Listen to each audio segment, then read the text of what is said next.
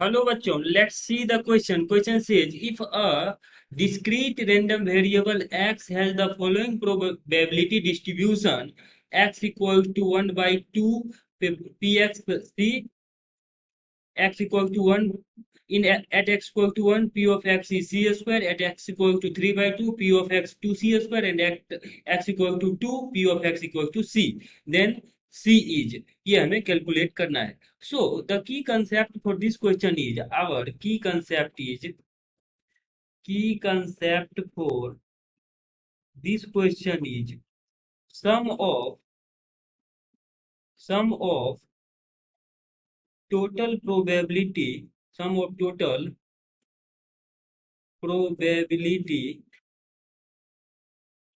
in random variable, sum of total probability in probability distribution, actually sum of total probability in probability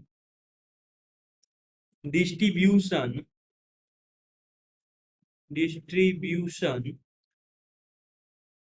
equals to 1. तो किसी भी probability distribution में सम of total probability जो है वो 1 होता है. दिस इज आवर की कंसेप्ट. तो यहाँ से जैसा कि हम देख सकते हैं x इक्वल टू हाफ पे वैल्यू c है p ऑफ x का, तो यहाँ से हम क्या करते हैं, सम लिख लेते हैं. Therefore sum of px will be equal to 1. तो ये सम कितना है, वैल्यू जो है वो c है, c प्लस 1 पे c स्क्वायर है, प्लस 3/2 पे 2c स्क्वायर है, एंड 2 पे c है. तो ये जो प्रोबेबिलिटी का वैल्यू है अलग अलग एक्स पे, इन सब का सम 1 होगा, जो कि प्रोबेबिलिटी डिस्ट्रीब्यूशन में ऐसा कंसेप्ट कहता है. ना इसको अगर हम सिंप्लीफाई करते हैं तो ये कितना आ जाएगा, 2 plus 1 3c square plus 2c minus 1 equal to 0. अब इस क्वाड्रेटिक को सॉल्व करते हैं तो ये कितना आ जाएगा, यहाँ से 3c स्क्वायर प्लस यहाँ से 2c को लिख लेते हैं 3c minus c minus 1 equal to 0. इसको फर्दर सिंप्लीफाई करते हैं तो यहाँ से वैल्यू कितना आ जाएगा आपके पास. इसको फर्दर अगर हम सिंप्लीफाई करें, सो दिस विल बिकम, इन दोनों में क्या करते हैं हम 3c कॉमन कर लेते हैं. सो 3c इंटू, तो यहाँ पे क्या बचेगा आपके पास, सिंपली c. तो 3c इंटू सी प्लस 1, और इन दो टर्म्स में हम -1 कॉमन कर लेते हैं, तो -1 into c plus 1 equal to 0. Further हम c प्लस 1 कॉमन आउट कर लेते हैं इन दोनों में, तो c plus 1 into 3c minus 1 का जो वैल्यू है वो 0 आ जाएगा.